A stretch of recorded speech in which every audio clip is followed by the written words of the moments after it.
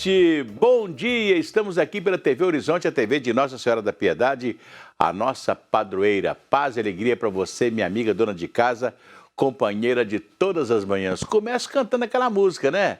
Vai tudo bem, muito bem, muito bem, muito bem, muito bem, muito bem, bem, bem. Com pílulas de Lúcen, sabe aquela dorzinha urinária, aquela queimação, aquela sensação de queimação e ardor? Pílulas de Lúcen são antissépticas das vias urinárias e vocês encontram em todas as farmácias e drogarias da cidade.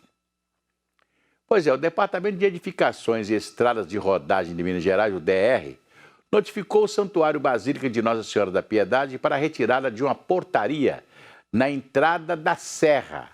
Mas sem o controle do acesso ao local no fim de semana, a ação descontrolada das pessoas e o grande número de carros de passeio e ônibus aumentaram os riscos de acidente e geraram impactos ambientais. Quem fala sobre isso é a Gabriele Assis. Gabriele. O caminho até o Santuário Basílica Nossa Senhora da Piedade é feito pela rodovia AMG 1235, que foi pavimentada pelo Estado há mais de 50 anos e está dentro de um território sob os cuidados da Igreja Católica. A notificação feita pelo DR solicitou que o portão de acesso ao complexo arquitetônico fosse removido. Ele fica localizado na parte mais baixa da entrada, a cerca de 5 quilômetros do topo da Serra da Piedade e, segundo a administração do santuário, serve para o controle do movimento de visitantes ao local.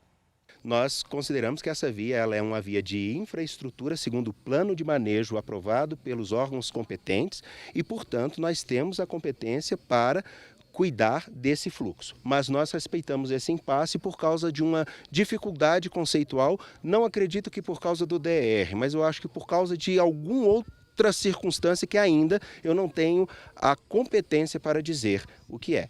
Desde que a notificação do DR foi atendida, o portão passou a ficar aberto constantemente e a Estação da Piedade, a 2 quilômetros do ponto mais alto do complexo, também foi desativada. No local, os peregrinos podiam escolher entre subir a pé até a Basílica ou optar pelo transporte de vans fornecido pelo santuário, pagando a chamada taxa de preservação no valor de R$10, destinada aos cuidados com o complexo. Nós temos um respeito pelas instituições, nós temos um respeito pelas instâncias.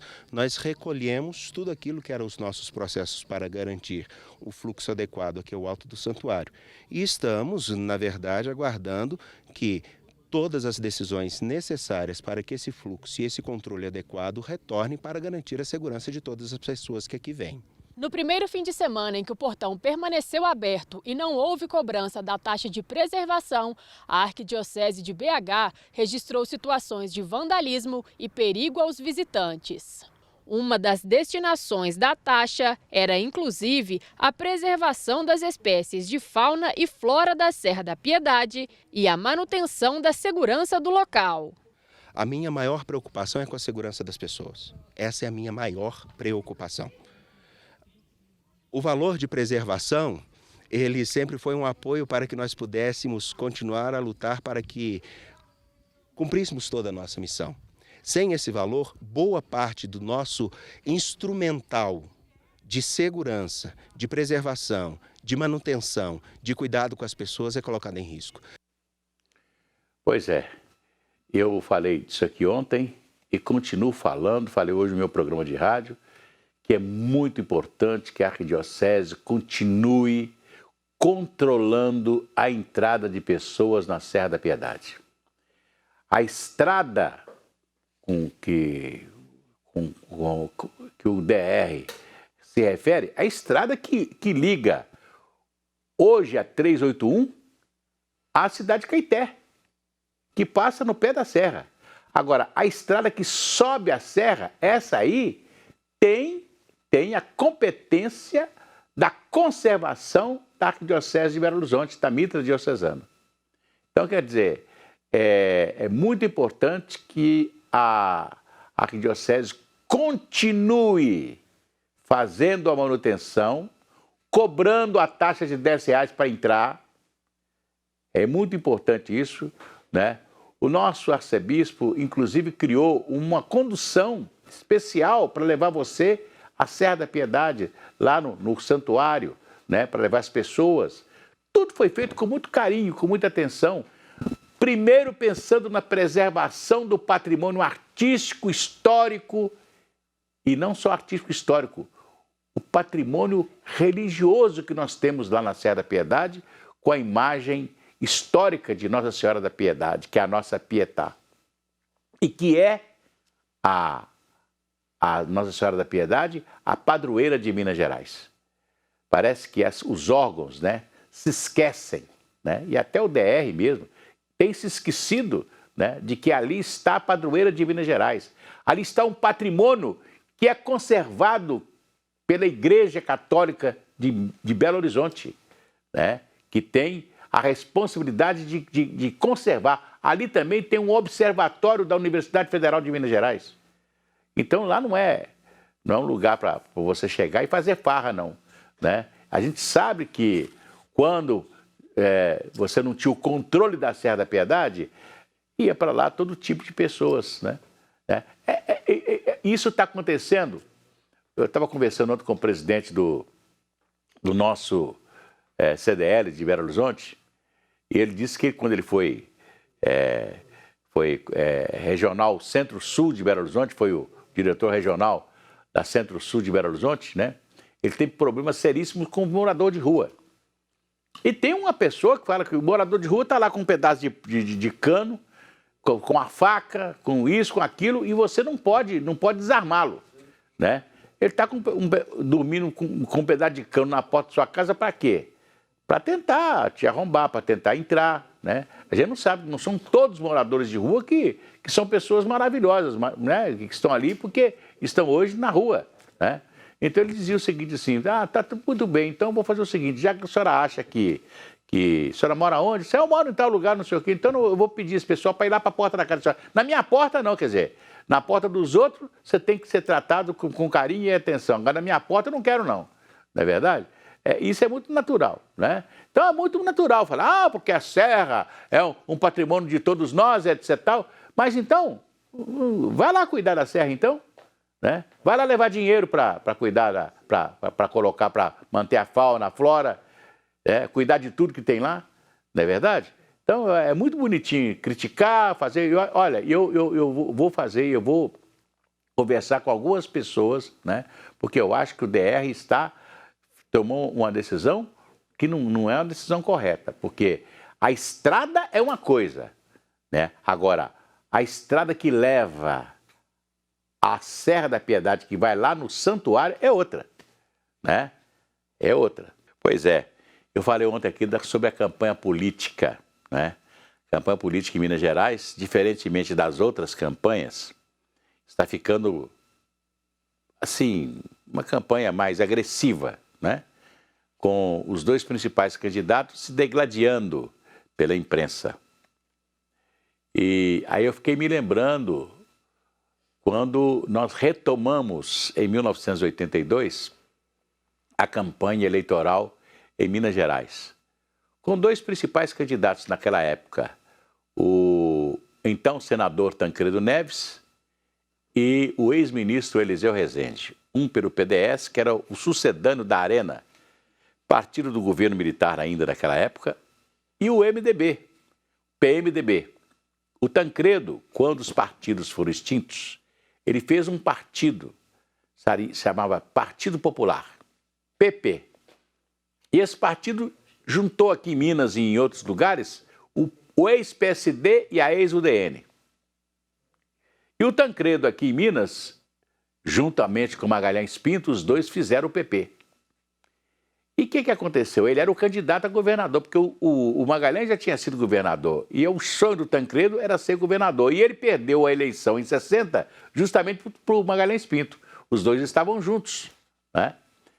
PSD e UDN. Só que o governo militar naquela época, quando possibilitou a criação de outros partidos, fez uma lei criando voto vinculado, ou seja, se você votou para governador, você tem que votar para senador, tem que votar para deputado federal, para deputado estadual, do mesmo partido.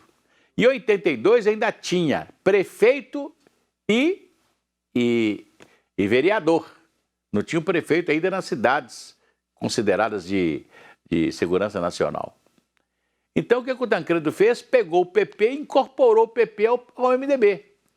Aqueles que não queriam de jeito nenhum ser do MDB, como o próprio Magalhães Pinto, bandeou novamente para o partido do governo, foi para o PDS e outros. Mas alguns ficaram, como o Hélio Garcia, por exemplo, que era da UDN e ficou com o Tancredo, né? E o Tancredo foi o candidato contra o Eliseu Rezende, que era do PDS.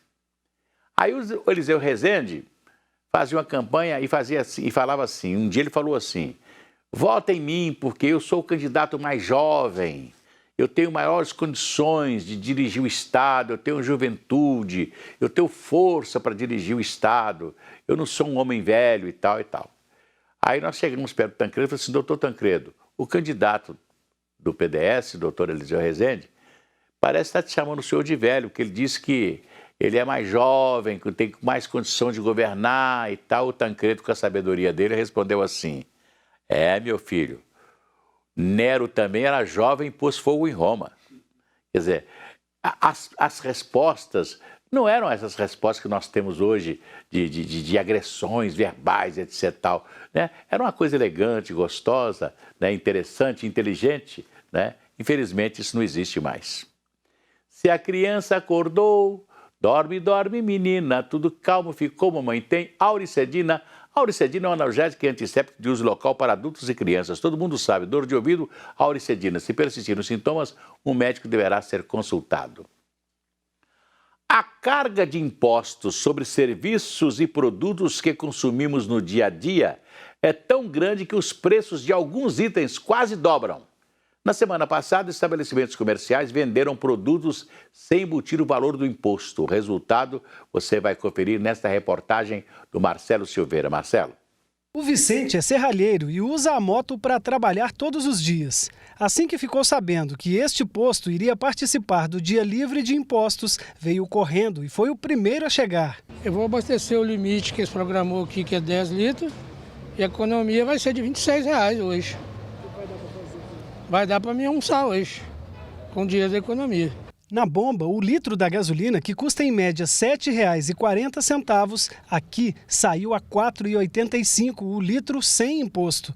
A ação é parte da campanha do Dia Livre de Impostos, criada pela CDL Jovem BH. Os impostos estão altos e muitas vezes a gente precisa sim pagar os nossos impostos, mas solicitar o retorno dos nossos governantes, que seja com a qualidade dos nossos serviços prestados para nós. Eu não posso continuar pagando 2 vezes uma saúde muitas vezes, né? Porque às vezes o nosso sistema de saúde não consegue nos atender com qualidade. Então muitas vezes a gente paga educação 2 vezes, né? A gente tem uma escola pública que muitas vezes ele não tem qualidade. Para o consumidor, quando ele está consumindo, ele precisa entender que muitas vezes ele está pagando imposto em tudo que ele faz. E a gente acha que só quando a gente está pagando o imposto de renda, né? Tem gente que fala, mas eu não pago o imposto de renda. Não, você paga em tudo que você está consumindo, isso faz diferença.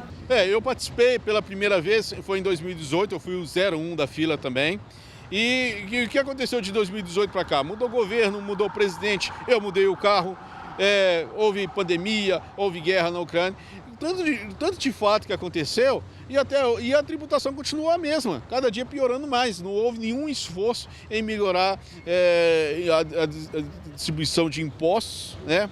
E não há nenhum esforço dos governantes, então cada dia continua piorando mais. Tem que haver uma reforma tributária e uma melhor gestão dos recursos arrecadados pelo Estado. Esta empresa vendeu 200 botijões de gás sem impostos. O preço, que era de R$ 109, foi para R$ 89. Este ano, o Dia Livre de Impostos aconteceu em mais de 1.200 cidades em todo o país. Combustíveis, móveis, vestuário e até alimentos tiveram o preço do imposto retirado para mostrar a alta carga tributária. Desta vez, até os açougues entraram na campanha. Esta casa de carnes tirou todos os impostos que incidem sobre o músculo bovino. O quilo, que estava sendo vendido a R$ 38, saiu a R$ 23. A carne aumentou demais. E o tributo em cima de carne também é grande, você entendeu? Ele varia mais ou menos aí de 28% a 38%. Uma você paga mais, outra você paga menos. Então nós fizemos as contas, dá em média de 38%, que é INSS, mais CONFINS, mais imposto em cima de folha de pagamento e muitos outros impostos que a gente paga, né?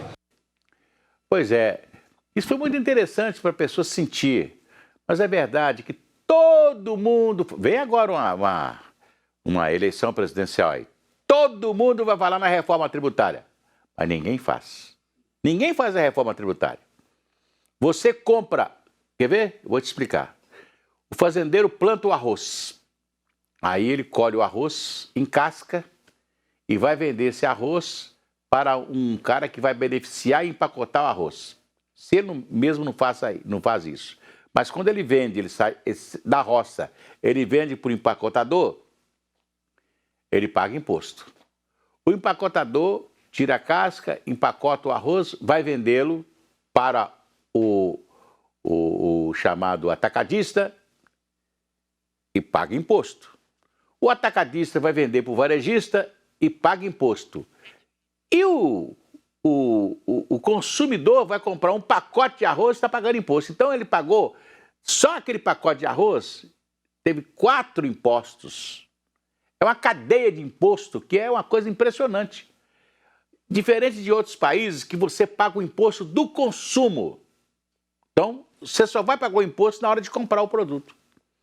Então, quem fabrica, quem produz, etc., tal, não paga o imposto. Então, o produto fica mais barato.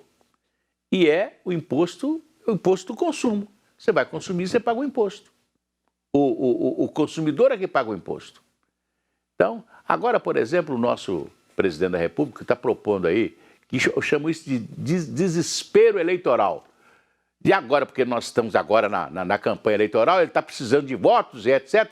Então, aí o nosso presidente está querendo agora tirar o imposto federal da gasolina, do óleo diesel e do gás e etc. Tal, que o governo federal vai compensar os estados, inclusive, que deveriam tirar os impostos, mas vai até o final do ano. Quer dizer, é um doce de leite aí para a eleição e depois volta tudo outra vez. Nós precisamos de fazer uma coisa séria. E todo mundo chega lá e ninguém faz a famosa reforma tributária que nós estamos precisando. Olha, o secretário-geral da ONU pediu uma ação rápida e decisiva para garantir um fluxo constante de alimentos devido às consequências da guerra da Ucrânia nos mercados mundiais. Gabriela Assis. O chefe das Nações Unidas afirmou que tem que haver uma ação rápida e decisiva para garantir um fluxo constante de alimentos. Especificamente em relação à crise alimentar, precisamos de uma ação rápida e decisiva para garantir um fluxo constante de alimentos e energia nos mercados abertos, levantando as restrições à exportação, alocando excedentes e reservas para populações vulneráveis e abordando os aumentos dos preços dos alimentos para acalmar a volatilidade do mercado. Rússia e Ucrânia produzem cerca de 30% da oferta mundial de trigo. O conflito desencadeado pela Rússia e as sanções de retaliação minaram o equilíbrio alimentar global, ameaçando muitos países da África e da Ásia com a fome. Devido ao bloqueio imposto pelo exército russo ao Mar Negro, que paralisa o estratégico porto de Odessa, a Ucrânia tenta desesperadamente exportar cerca de 20 milhões de toneladas de grãos armazenados em seus silos. A ONU teme um furacão de fome nos países africanos que importam mais da metade de seu trigo da Ucrânia ou da Rússia. Pois é, nós estamos ainda esperando que haja um bom senso do governo russo, do Vladimir Putin, para acabar com essa guerra contra a Ucrânia, né? O Putin, ele vai aos poucos se transformando no Hitler. Infelizmente você tem que falar isso, né? Porque o cara quer comandar todos os países que estão em volta da Rússia. Ele quer voltar novamente com a União Soviética. Então você vai ser livre sim, mas você não pode fazer o que eu não quero. É isso, né? E está lá a Ucrânia, que foi sempre um grande produtor de trigo, um grande produtor de alimentos, né? Não está podendo vender o seu trigo, porque o porto está controlado pelos russos, né? É um negócio assim que é triste, né? Eu acho assim que, eu sei que todo mundo está devagarinho, estão pisando em ovos, né? não nos desencadear em uma terceira guerra mundial, que ninguém quer, não é verdade? Mas é triste pensar que tem um presidente, né, de um país que está acabando com o seu vizinho, né? Acabando com o seu vizinho, trazendo problemas com o seu vizinho, trazendo problemas para o mundo, né? E apesar de todos os países, principalmente da Europa, né, que estão agora naturalmente fazendo um bloqueio econômico contra a Rússia, né, mesmo assim ainda está continuando, apesar do bloqueio econômico contra a Rússia. E a Rússia é muito importante também porque ela fornece gás e petróleo, o gás principalmente, para os países da Europa, né? E ela vende o gás para países da Europa. Então, quer dizer, ela também, o comércio beneficia ela muito, né? E ela sem exportar, ela também a sua economia vai ficar estrangulada, né? Quer dizer, precisa de um bom senso dos governantes e principalmente do governante russo, né? O presidente da Ucrânia, né, está resistindo, né, com apoio dos Estados Unidos, de outros países ali, etc. e tal, né? Mas a Rússia está, inclusive, entendendo que aqueles países que mais cedo ou antes fizeram parte da União Soviética, como a Polônia, o que era a Tchecoslováquia, né? Esses países ali no entorno da Rússia, né, eles querem que continuem, né, dependendo, né, e sendo liderados pela Rússia. Que não é... Independência e liberdade é uma coisa, né? E você tratar com mão de ferro, né, os seus vizinhos, né, e voltar... Porque o Putin, ele é ainda do esquema da KGB, que foi a grande agência de inteligência, que é a grande agência de inteligência do governo, principalmente da União Soviética. E ele era da União Soviética, né? Então ele tem pendores ditatoriais, porque na Rússia não tem essa liberdade que nós temos aqui no Brasil. Lá não tem essa liberdade, não, né? O pessoal que foi lá para a Copa do Mundo, a última Copa do Mundo, lá para a Rússia, né, principalmente colegas nossos, né, não nos contaram coisas assim horríveis a respeito da falta de liberdade das pessoas na Rússia. Não é verdade? Então, quer dizer, vamos pedir a Deus aí, né? Orar bastante, pedir a Deus para colocar um anjo bom na cabeça desses caras que estão fazendo essas coisas aí, principalmente esse Putin que está arrasando com a Ucrânia. Amanhã a gente volta.